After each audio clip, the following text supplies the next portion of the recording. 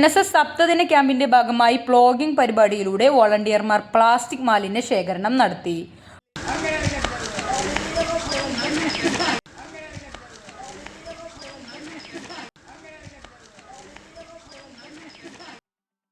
Vadakkummuri UAM GLP സ്കൂളിൽ നിന്നും നരണിപ്പുഴ പാലം വരെ 2 കിലോമീറ്റർ ദൂരത്തിലുള്ള റോഡിന്റെ ഇരുവശങ്ങളിൽ നിന്നാണ് മാലിന്യങ്ങൾ ശേഖരിച്ചത്.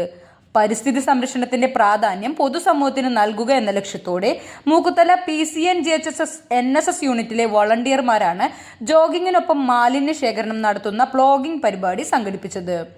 NSS വോളണ്ടിയർ ലീഡർമാരായ അൻസിൽ NM, ലെന P എന്നിവരാണ് പരിപാടിക്ക് നേതൃത്വം നൽകിയത്. ശേഖരിച്ച പ്ലാസ്റ്റിക് മാലിന്യങ്ങൾ ശാസ്ത്രീയമായി സംസ്കരിക്കുന്നതിനായി ബന്ധപ്പെട്ട സംവിധാനങ്ങൾക്ക് കൈമാറുമെന്ന് NSS അധികൃതർ അറിയിച്ചു. CNTV ചങ്ങരംകുളം.